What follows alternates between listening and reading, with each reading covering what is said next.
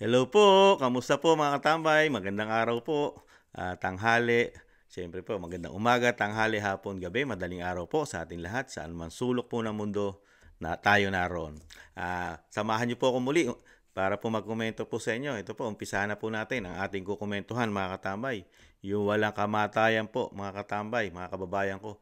Walang kamatayang EJK, War on Drugs, sa institusyon po ng Kamara, siyempre po, saka ng Senado. Talagang pinag-uusapan at talagang walang kamatayan. Ito po, napakatagal na, taon na po, mga katambay. Panahon pa ni dating Pangulong Duterte. Hanggang ngayon, ito pa rin ang kinakabit po sa ating dating Pangulong Duterte, yung kanyang war on drugs, na tayo pong mga Pilipinong normal ang nakinabang at ang ating mga anak na malayo po sa bisyo na ito. At lalong-lalo po siyempre ang krimen. Di ba?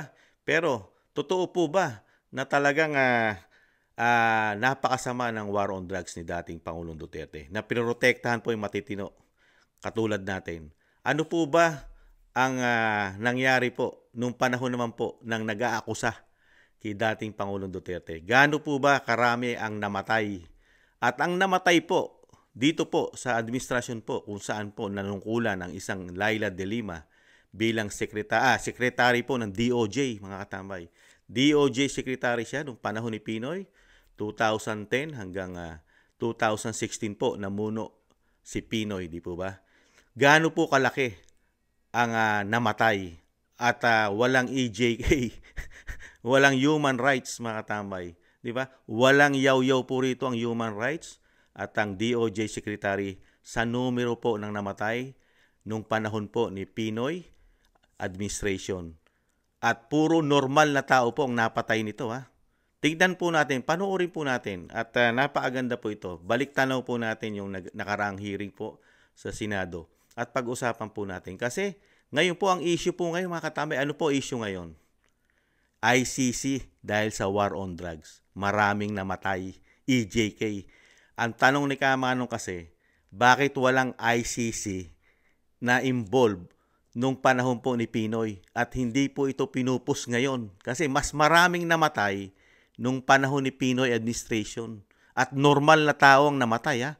Pakinggan po natin ito, mga katambay. Si Jinggoy, si Senator Jinggoy, at ibalik tanaw natin, komentuhan natin. Mga pinatay.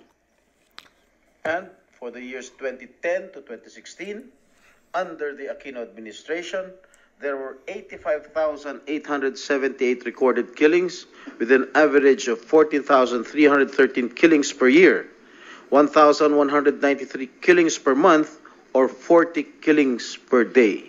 You were the Justice Secretary during the Aquino administration. Why did you not investigate these killings? All right. May I start by saying that on the matter of EJKs in general, especially with respect to the killings of activists, I did recommend, and it was adopted, there was this Administrative Order number 35, creating an interagency committee to look into the various drug killings. To the various activist killings targeting members of progressive groups, leftist organizations, and that was somewhat rampant during the time of former President Arroyo. Now, bakit wala pa po yung drug killings? Kasi nga po, pinapapursu ko pa sa NBI. It was not the real focus then of Administrative Number 35, which is the Special Interagency Committee to address extrajudicial killings. Now, talking about the Gordon report, you mentioned the Justice Committee report, which was subsequently headed by former Senator Dick Gordon. Sinabi nga niya po yun, na bakit yung EJKs lang, bakit yung ibang mga EJKs ay hindi natin kailangan imbestigahan o hindi natin inimbestigahan dun sa Senate Committee. Mukhang may problema po sa ganun.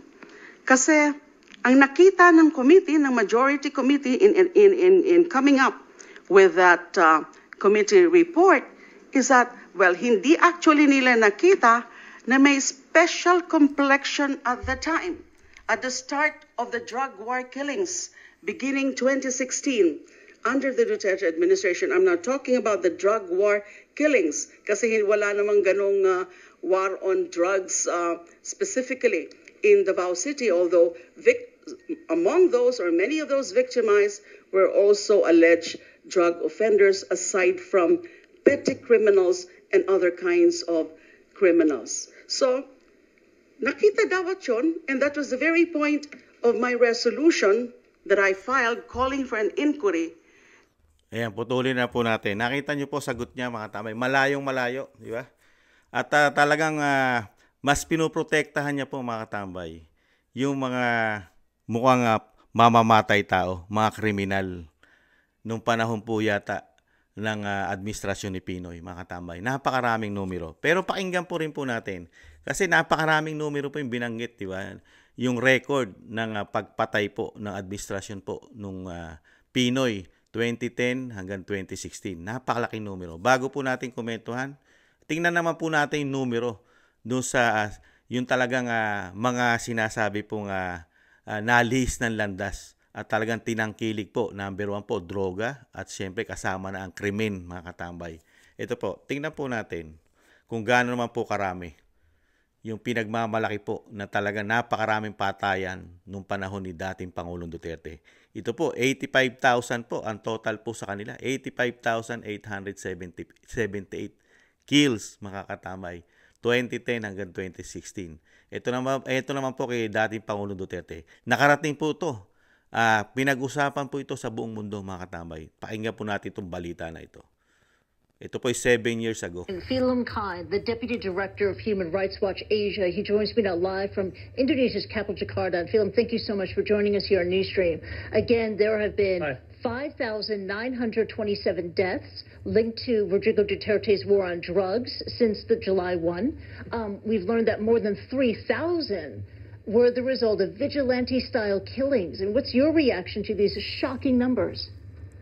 Tingnan nyo po, mga tambay, yung pinag-uusapan po, wala pang 6,000 killings, mga tambay, ang war on drugs ni dating Pangulong Duterte. Ito po ay CNN. Balita po ng CNN po. Alam naman natin ang CNN, international ito. Nasa Amerika po ito. At ano po naman ang nag-research naman po, ang research po ng ABS-CBN po.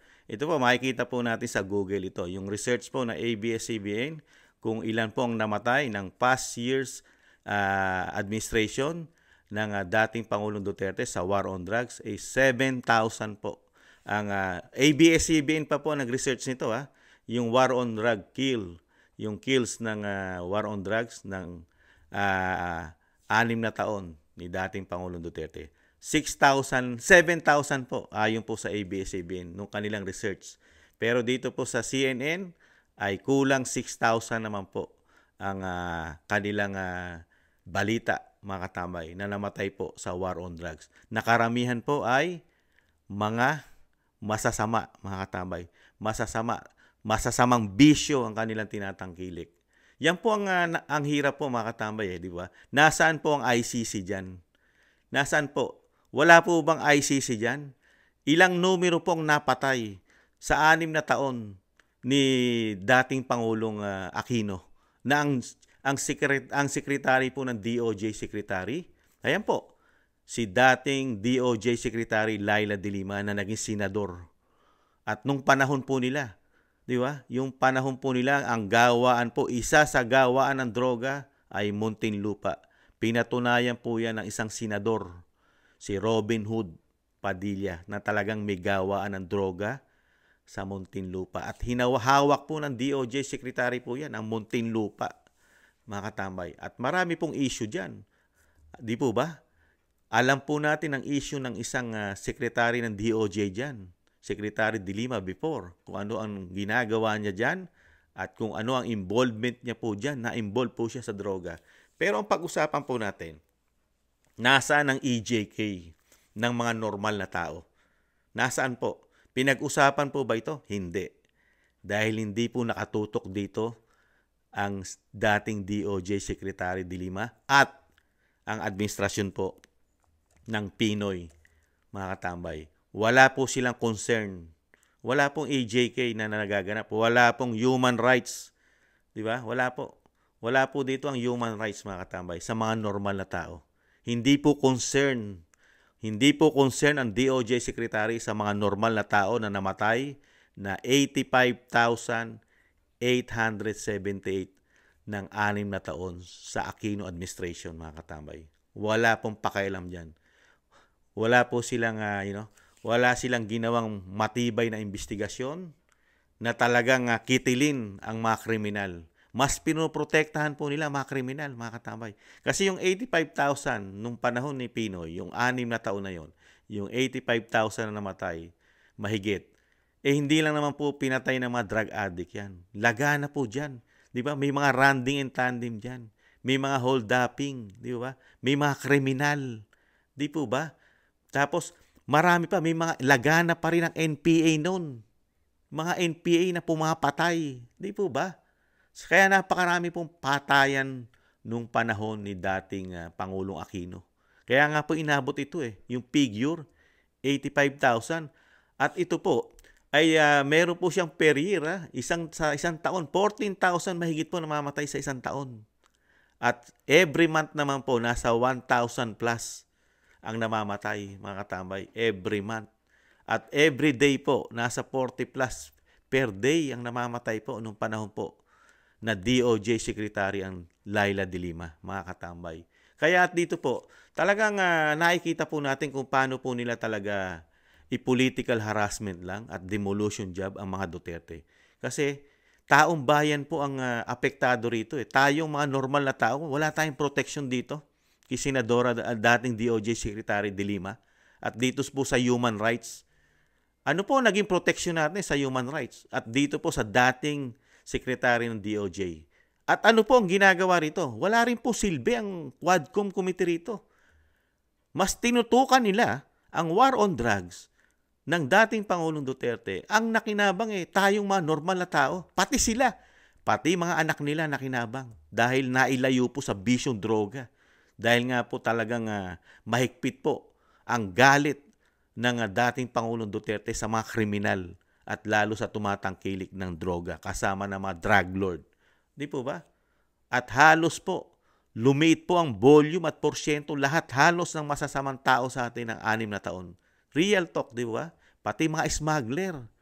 Di po ba? Mga korap na politiko. Lumiit ang tsansa. Aminin man natin at hindi. Real talk po yan. Pero ito pong mga nagyayaw-yaw ngayon. Ito pong galit na galit ngayon. Nakala mong concern na concern sa mga namatay, lalong-lalo na sa gumagawa ng masama at labag sa batas. Concern na concern po sa mga kriminal, sa mga addictus, sa gumagawa ng masasama sa ating bansa. Ito po, naririnig po natin itong mga taong ito. Katulad po ni dating Secretary Laila de Lima ng DOJ. Tatakbo po itong congressman. Pero mas pinoprotektahan po nito yung kanyang advocate. Yung sinasabi po na may human rights sa kanya, ang mga kriminal. Pero yung 85,000 na napatay, 85,878. Wala po itong human rights sa kanya. Wala po siyang concern dito, mga katambay. Okay lang sa kanya ito. Yung panahon niya na mas maraming namatay, walang investigasyon ang Senado at Kongreso. Bakit namatay ang mga tao na yan? Karamihan dyan normal. Karamihan ay normal ang namatay dyan. Marami pong biktima. Majority po dyan ay normal na tao. Pinapatay ng mga NPA, mga masasamang tao, kasama mga addictus. Pero dito, kay dating Pangulong Duterte, ang napapatay, war on drugs. Ano po ba ang war on drugs? Diba? Mabuti po ba ang drugs? Di po ba hindi? At yung may napapatay man, ang mga sinasabing mga iskalawag na pulis, yung mga ninja cops nung panahon ni dating Pangulong Duterte, di po ba nasugpo yan? Nawala yan? Di po ba? Nawala ang mga ninja cops, mga eskalawag na pulis sa panahon ni dating Pangulong Duterte. At yung mga sinasabi pong mga normal na tao na nadamay at napatay, di po ba may mga kaso, nakasuhan? Dito po ba? Nakasuhan po ba? Yung pinatay po, yung pumatay, nakasuhan po ba yung pumatay? Mga kababayan ko, yung pumatay po sa 85,878 sa panahon po ni DOJ Secretary De Lima. Nakasuhan po ba ito? Hinahabol po ba ito? Hinahabol po ba ito ng gobyerno at ng Kongreso at Senado ngayon? Pinag-uusapan po ba ito? Bakit tanging ang pinag-uusapan lang po yung war on drugs? Na 7,000 ABS-CBN pa ang nag-research. Pero yung international CNN, ang research po nila ay wala pang 6,000 ang namatay. Mas marami pa sa ABS-CBN. Ano po ang mas marami, mga kababayan ko? Yung 7,000 na galit po ang Senadora Laila De Lima dahil sa maraming namatay na mga masasamang tao. At ganun din po si Senadora Risa Hontiveros kasama si Atty. Jokno.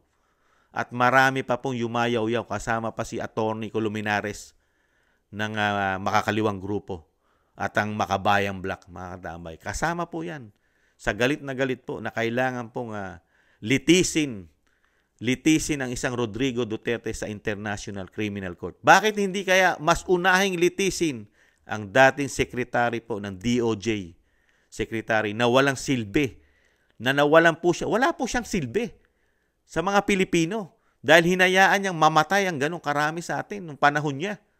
85,878. Samantalang 7,000 ABS-CBN pa sa loob ng 6 na taon. Ikumpara mo sa sa 85,000 mahigit na namatay sa panahon niya. Gumising na po tayo, mga katambay. Dito po sa ginagawa nito. Pag-aaksaya po ng pera ito. Wala naman pong mangyayari rito. Talagang ito po, ginagastosan lang po ito para pamumulitika. Talagang tanggalin po ang pamilya Duterte sa larangan ng politika sa ating bansa. I-demolition job. Tinatrabaho po talaga nila yan. Lalo sa Vice President na alam natin, pare-parehas na ang Vice President ang pinagkakatiwalaan ng lingkod bayan sa ating bansa sa panahon ngayon, ang Vice President. Kaya hindi nila mapipigilan ito na maupo sa Malacanang. Kaya ginagawa nila ng pilit, pati itong war on drugs ng dating Pangulong Duterte ay talagang ini-issue nila para maikabit, maisira. Talagang para ang mga tao bine-brainwash na pinakamasamang tao ang mga Duterte, lalo ang dating Pangulong Duterte. Dahil meron siyang war on drugs na kumitil ng buhay na karamihan po'y masasamang tao na 7,000 ng 6 na taon. Samantalang ang mabubuting tao na mga kritiko po ng administrasyon po ngayon, kritiko, detractors ng mga Duterte na nung panahon nila ay nagdaan, meron pong numero na 878. Biruin niyo po yun. Pero sila yung mabubuting tao. Sila yung mga naghahabol sa namatay. Hinahabol nila yung namatay na 7,000 na mga kriminal. Pero wala po silang yaw-yaw. Wala tayong naririnig na hinahabol din nila yung pinatay po nung panahon nila na 85,878. Ibang klase po, mga katambay. Ibang klase. Ano kayang mukha ang ihaharap nito sa Pilipino? Itong si dating DOJ Secretary De Lima. Ano kayang mukha ihaharap niya sa atin? Tayong mga normal na naging biktima ang ating mga kapwa Pilipino na biniktima po ng masasamang tao. Di po ba? Tapos ngayon, sila pa yung magagaling na ipakukulong mo yung nagprotekta sa atin ng 6 na taon dito sa mga kriminal, mga addictus. Di po ba? Kasama na yung mga nagmumotor na papatayin ka, hold upin ka pa. At meron pa dyan, NPA. Saka yung mga bayaran namamatay, di ba? Babayaran mo at papatayin ang gusto mong ipapatay. Kasama nung panahon ni Senadora yan ni dating DOJ Secretary. Kompleto ang krimen nila Kaya halos po, tayo po ang naapektuhan nun. Tayong mga normal na tao. Pero sa panahon ni dating Pangulong Duterte, tayo ang naprotektahan. Di po ba? Ang masasamang tao ang nagkaproblema. Kaya baliktad po ang pananaw. Ibang klase po ito. Ang mga pananaw nito nila Senadora Risa Hontiveros, Makabayan Black, Nery Colmenares, si Atty. Jokno, yan, si Laila de Lima, si Antonio Trillanes, ibang pananaw nila sa mundo, sa buhay. Mas concerned sila sa masasamang tao, sa gumagawa ng masama, gumagawa ng mga illegal. Pero sa mga normal na taong katulad natin, wala silang pakialam. Di baling mamatay tayo. Walang Senate hearing, walang Congress hearing, walang Quad Committee. Grabe. Kaya mga katambay, maging matalino po tayo. Botohan na po next year. Halala na. Tatangkilikin pa natin ang ganitong mga klaseng politiko sa ating bansa. Mas pinoprotektahan ang masasamang tao kaysa sa ating mga normal. Mag-isip tayo. Ganyan din po sa institusyon ng Kamara. Tingnan nyo po ginagawa ng mga congressman dyan. Mas pinoprotektahan po ang masasama. Mga nakakulong, mga drug addict, mga drug lord, mga sangkot sa droga. Pero yung nagprotekta sa ating isang Rodrigo Duterte, siya pa ngayon pinasasama, mga katambay. Alam na natin ang gagawin natin. Hindi po tayo tangat mga bobo, mga kababayan ko. Di ba? Nabanggit lang po natin. Kasi hindi po parehas ngayon ang nangyayari sa ating bansa. Mas tinatangkilik po ng bagong Pilipinas yung mga gumagawa ng masama. Pero yung mga matitino na politiko, siya pang pinasasama. Bilog talaga eh. Alam natin, weather lang yan. Bilog ang mundo. Ngayon po, nasa ilalim po ngayon. Nilalagay nila sa ilalim ang mga Duterte na mga matitinong politiko. Darating naman po ang panahon, mabubunyag po lahat yan. Nag-umpisa na po di ba? Nabunyag na po, nakarma na agad. Yung Quadcom Committee, di ba? Yung mga kanilang resources doon, yung mga resource person na dinadala nila roon, yung sinasabi nila tumatay yung testigo para sa War on Drugs o AJK. Di po ba nakabistuhan na, mga katambay? Parang mga director sila doon, may mga script. Di po ba? Ay, nako. Kaya po ito mga katambay, nabalik tanaw lang po natin. Talagang para po malaman din po natin kung ano ang talagang totoong nangyari sa ating bansa. Nung panahon po ba ni dating Secretary DOJ ni Laila de Lima, maganda po ba ang kanyang credential? Kokonti po ba ang napatay? Ikumpara mo sa administrasyon ni dating Pangulong Duterte? Kahit balik-tarin mo, 7,000 lang, ABS-CBN pa ang nag-research. Ang Amerika, CNN, wala pang 6,000. Samantalang sa kanila, may numero ang namatay, 85,878 nung panahon nila. Di ba? Isip-isip, mga katamay. Nakakaawa. Nakakaawa po ang ating mga kababayan na napatay nung panahon po ni Pinoy sa administrasyon po ni Pinoy. Nakakaawa dahil karamihan po ron, mga normal na tao. May mga kinabukasan pa po yun sana. Pero meron pong nagdaan na DOJ Secretary na wala po siyang pakialam. Wala siyang pagmamahal doon sa mga napatay na yon. Pero nakikita po natin ngayon ang pagmamahal niya. Di ba? Tinututukan niya ang pagmamahal niya sa mga kriminal, sa mga addictus. Ibang klase ngayon. Kaya hindi kaya ito protector, hindi kaya ito nasa sinasabing pyramid, di umano, ng grupo, ng malaking sindikato, lalo pagdating sa droga, hindi kaya. Nagtatanong lang po si Kamanong. Muli po, mga katambay, maraming salamat po sa nakagusto po ng ating maliit na channel, Tambayang Makabayan, sa YouTube at TikTok. At maraming salamat din po sa mga nagla-like, share, subscribe, and comment. Thank you po sa inyo mga kababayan. Sa muli po, ingatan nawa po mga tambay. Paalam. Bye-bye.